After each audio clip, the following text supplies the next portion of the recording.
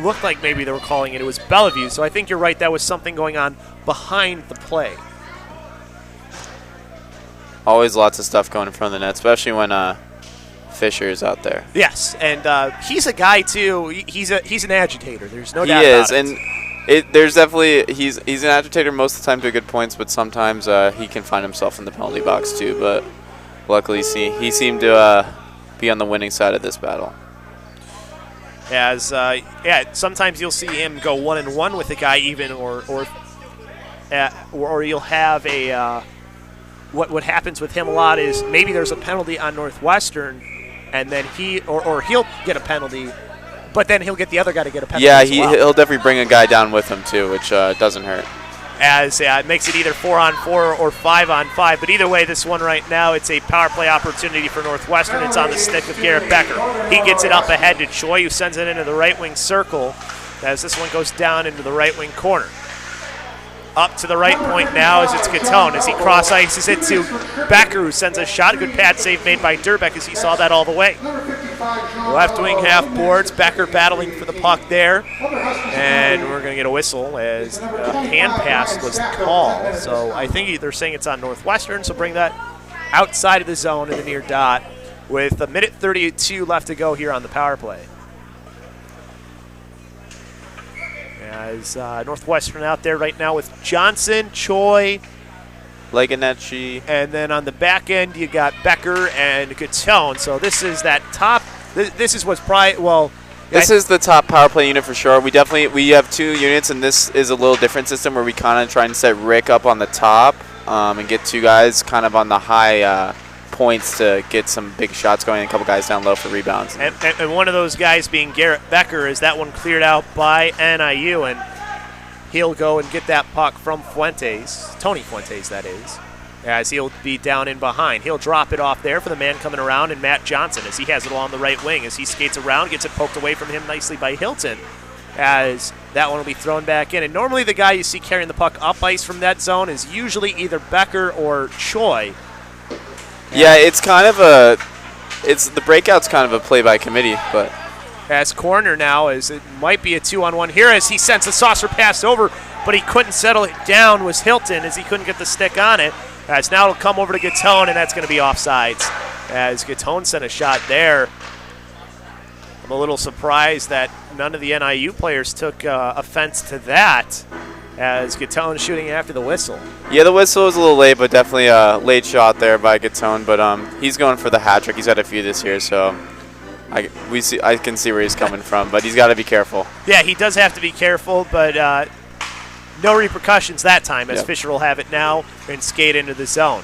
Along the left wing half board, sends it up to the left point to Flynn, who sends it down into the right wing corner. As that one batted out of the air on a high stick, and I was waiting for the whistle as it was touched by an NIU player. Not often you see that the goalie high stick a puck. Yeah, I actually don't think I've ever seen that, to be honest. The goalie's he's had some interesting methods, especially for putting the puck down and playing it too. So a little unorthodox tonight. Unorthodox, but he's been pretty good. I mean, I know he's given up 5 goals, but there's been a lot of shots though. So he's probably seen around, I would say around 40. Has to be at least close to 40. Yeah. As this one will come out to Rossetto, as he looks to stick handle around, send it over to the far side, over to Luizzo. Luizzo into the zone. Right wing circle, sends it off to Mike Flynn, but he gets tied up. As there's a shot from Rossetto that was fought off, as it'll come up to the left point where Fisher will hold it in and send it back down low. It's back to 5-on-5 hockey, as this one's into the right wing corner. As a cross ice pass, just able to get it out of the zone, was number 28 in Kosteka, as he gets the puck up and gets taken down after he had just gotten back up to the ice. As now it's Mike Fuentes along the right wing half boards, sending it down in behind, never seeing where the puck was with Sachs as it goes down in the left wing corner. And this one will be cleared behind. It was one of those where Sachs, he looked right, the puck was to his left, and then he looked left and it was already past him. yeah, it was a quick turnaround by Fuentes to get him the puck there. So tough to read it sometimes, especially when you don't have a lot of chemistry with your guy you're out with, though. But it's good to see him out there. He's played really well tonight. As there's a shot from Fuentes, fought off by Durbeck, and that one coming right into the blue paint, trying to hit it home, are a couple players, as Sachs almost got it. Now it's Fuentes sending it forward, and that one just bounced to outside as that puck was on edge. Trying to hold it in at the right point was Becker. He couldn't do it, as now it's NIU coming back the other way. 12 seconds left to go here in the third. It would be a kind of a bittersweet goal for NIU if they could get one here. Is this one as that goes up into the netting, 1.9 seconds left. We had a penalty called as it is a interference on Northwestern, as racing to the bench was Durbeck for that extra attacker. So 1.9 seconds left. You got enough time to maybe just get one shot off. Yeah, they got time. Obviously, the game is in hand here, but you don't want to finish letting the other team score a goal. So hopefully Fuentes will just tie it up here and we'll get out of here. Yeah, ideally, I think if you're NIU, you want to get it to Bellevue and just get him and a just quick get shot. it on net as soon as possible, right. basically. He's wearing the jersey of Tiberi, but that is not who it is. It is Bellevue, as this goes to the left wing half boards, and that'll do it. Northwestern will get the win here, 5-2 over the NIU Huskies, as they go and congratulate the winning goalie and his first collegiate win for Tony Fuentes. So obviously great for him to get his first win, and a pretty good game from Northwestern here. I'm sure they're not going to be happy with everything that happened in the game, but they're going to be happy to get the win. Yeah, we're definitely happy to get the win, especially for Tony. He played one of the game earlier this year, and we really didn't come out for him, and we just it really wasn't his fault, and he had to make an early exit, so we definitely were trying to get him a win tonight, and he obviously showed that he can play goalie at a good level for this. He can play for what we need, you know. Yeah, and Coach Brian Chamberlain talked about it too and said, you know, if we can get him to play the entire weekend and give Matt the rest, that all the better. Yeah, I went with Matt to see our trainer Jim over the week, so he's had some groin problems, so especially as a goalie, that's tough to deal with. So giving him a little break, I'm sure he enjoys that as well. Definitely does, and you see there's some guys obviously who probably know each other. A lot of Illinois players from both sides as you see them talking to each other, and even Ricky Gattone played against the head coach now for NIU as well, and Eric Madden, of course, knowing him since he played with him. So it's a lot of pleasantries being exchanged on both sides, which is good to see, especially with a game that got kind of chippy. Yeah. Looks like they're going to do a team photo here for the breast cancer awareness We'll jerseys. let you go down to the ice, CJ. Yeah, I'm going to make a quick run. Thanks for having me. I really appreciate it. Appreciated having you on, and hopefully Sunday we're talking about you on the ice. Sounds good. Thanks, guys. All right, so there you have it. That was CJ Haft. Glad to have him on, and Jason, a good game from Northwestern. Obviously, like I said to CJ, still work to do. And on NIU's side, as I found that hole. Yeah, you found that hole that I fell into earlier. Well, that's its brother. As the chair's stuck now. There we go. You get the assist on that one. I do get the assist. No, but as we talked about prior to the game, both of these were young teams, looking to, grow as a team. And I think that there's definitely bright spots for both sides. But obviously it was a disappointing night for the Huskies. And, it's an emotional night for Northwestern with everything that's going on, wearing the pink jerseys and getting the win, as CJ said, for Tony, his first win as an in-goal starter. And I'm sure Coach Madonia, this is like he was telling us in the pregame, he's like, man, I've got a really young team. He's like, there's a lot of underclassmen. He's like, I don't have a whole lot of upperclassmen. So this is a learning experience for these guys as they move forward in their careers as a Husky. So a lot of, there's still plenty to take away for NIU in this game. It wasn't all Northwestern the entire time. There was periods where it was decidedly the Huskies. Right. Yeah. And then there was periods where it was decidedly the Wildcats. So a lot of things to be taken away for both sides. And they look to face each other on Sunday. So unlike normal, where normally it's Friday and Saturday, they kind of get a day off in between. It's one of the luxuries when you have it as an in-state rival, and really, you don't have to get back for classes on Monday the same way. Right, exactly. You don't have to take a bus to get here either. If you're NIU, you just drive up here instead of having to take a bus, which is kind of nice. And it's only, I want to say it's maybe an hour and a half drive to here. Maybe might even be more, might be less. I'm not sure exactly. Hour and a half to 2 probably. Yeah. Under good conditions and no traffic. Right. And it's the weekend, so at least it is now. So that's not something to worry about. But yeah, they'll play again. Yeah, it'll be fun to see, and I don't know if you'll be here for that one. Hopefully we can have you out again. If it's not Sunday, I'll be back out here again soon. Yeah, most of the games are Friday and Saturdays, so Jason Kastner will be back. Getting my feet wet here in the hockey broadcast. Yes, this is your first one, actually, if I'm not mistaken. Yeah. So what do you think of your experience here up in the booth? Well, I've always heard and it talked about the play-by-play call. It's the toughest in any sport because there's so much going on for so long and the puck just goes everywhere. And then you've got the stoppages in between. So as I'm doing the commentary, it's a lot of sitting around waiting. And then especially, it was good to have CJ here and improve the broadcast. But, it doesn't leave a lot of room for a second color voice. But, it's a good learning experience. Pick up some things from him, someone from the inside, someone who's a player right now. You did get a lot of insight from CJ, too. He was talking about the Northwesterns, how they have two different power plays that they really run with their first and second unit. How he was talking how the point guy is really Ricky Gattone on that first power play and how they try to get those guys on the corner or on the sides set up for some good shot opportunities, and then it changes for their second power play. That's something that, unless you have a trained eye, you might miss something like that.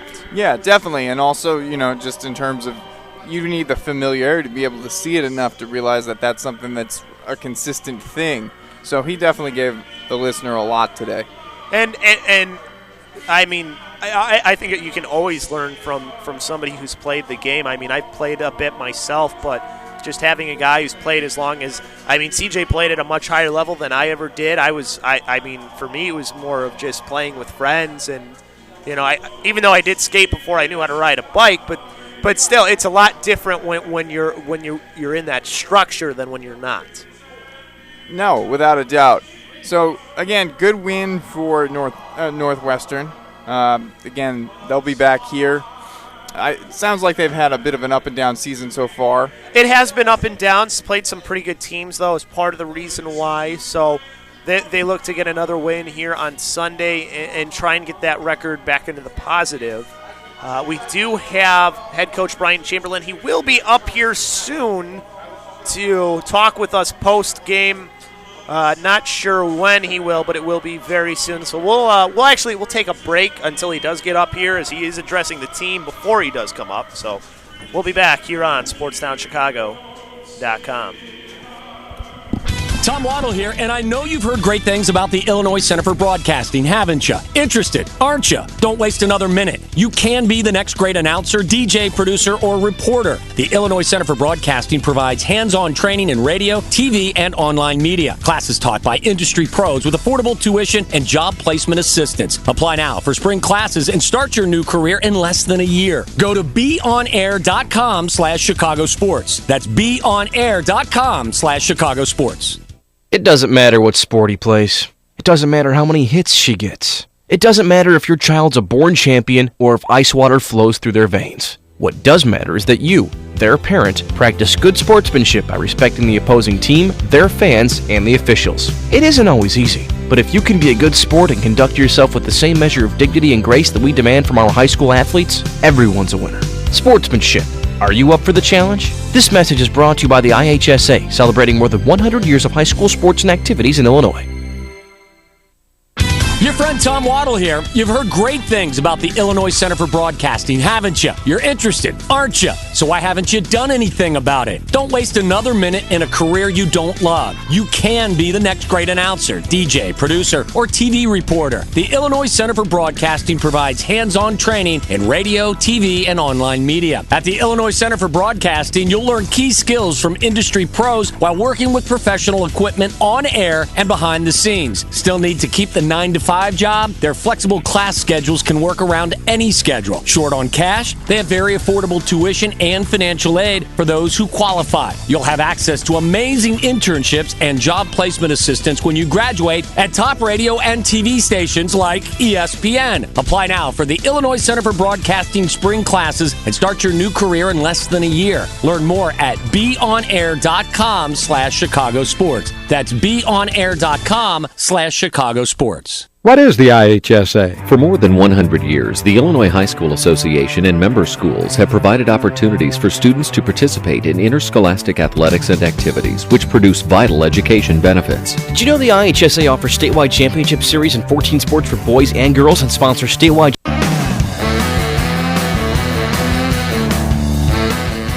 Back here on SportsTownChicago.com, post-game interview with head coach Brian Chamberlain, also joined by Jason Kastner. And coach, obviously great game for the cause, but you guys get a win 5-2 over the Huskies. So have to be happy with that. Well, yeah, I think we didn't play our best game. I think we played somewhat down to a little bit, and maybe kind of took a little bit to a comfort level. So some good things, but we've got to work harder, and we've got to make sure that we're more consistent. And there were a lot of things that I think we could have done better. Yeah, and we really got that feeling. We had C.J. Haft up here the entire game, pretty much from the second period on, and he was saying a similar thing that, obviously you're happy to get the win, but there's things that could go better for you guys.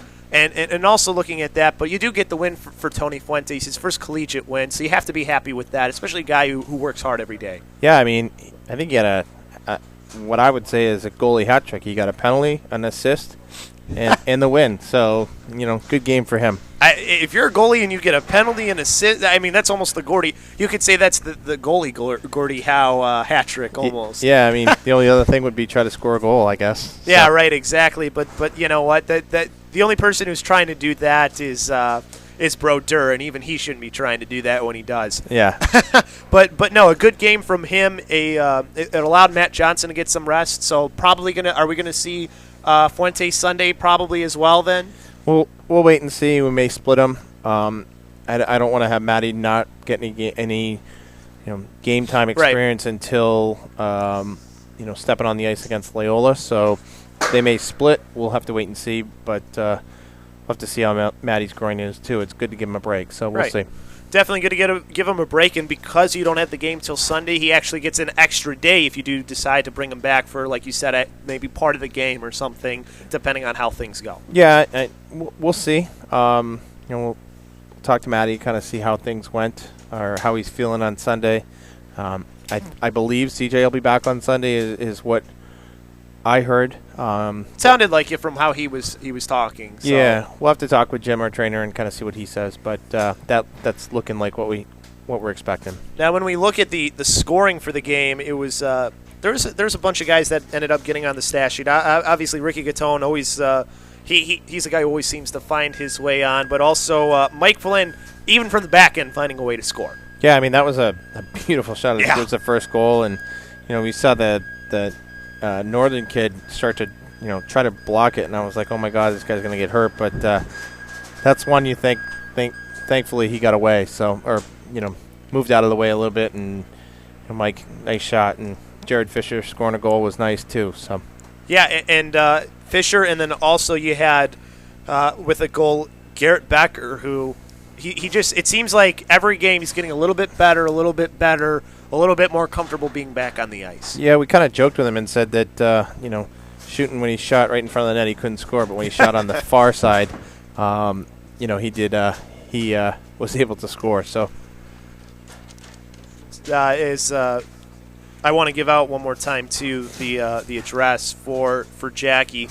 It's giveforward.com, and you just there will be a search, and you put in Jackie Raz. So for anybody who wants to do that, go there, and I'll spell it out for you too. JACQUIE space RAZ. So Jackie Raz, look on there for her. We're going to try and get it up on all our social media to make sure we can get as many people as well, because this is what this game was for as well. Yeah, I mean, it was great, and the guys, really kind of cherished it, and to be able to have such a good game for such a good family. So it was good to have it for all. And we talked to Jack and Jackie both at different times, but great people. We had fun. Jason, I think you had fun talking to both of them definitely. as well, as we really kind of got a chance to kind of get to know the people, and you can see why they're very warm and just welcoming people to just talk to. As Jason, you got anything for Coach? Yeah, just for the audience, I believe the pink jerseys are going to be auctioned. When's the auction going to be held? Yeah, we'll see. I mean, I think we've got people that want them now, so we'll wait, and then we'll probably wear them again Sunday, and then auction them off so we can get rid of them that way. Yeah, and it looks like there's already a handful that have already gone off. Yeah, so that's a good thing. I think Evan just brought it up. I think we've got 1, 2, 3, 4, 5. 5 have been paid for, and I think let's see here. Well, if nobody's got 6, there might be another one. So we've got, although I want that tape off of it. Yeah, well, we might have to change that, but let's see here. So far, if Jack and Jackie are listening, just on jerseys, we're looking at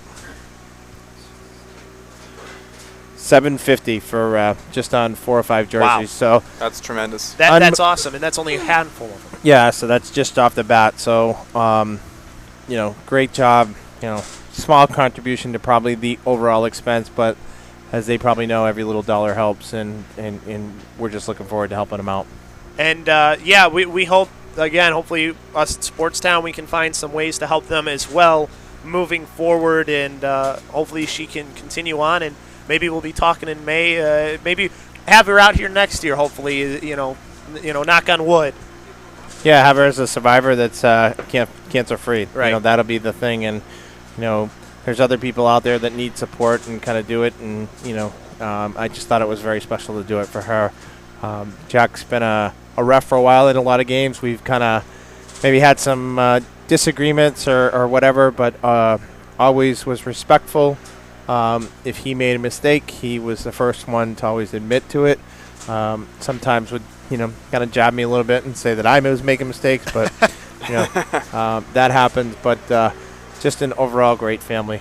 All right, Coach. Well, thank you. It's been great, and we'll see you Sunday. Hopefully, it will be for another win here again. All right, thank you.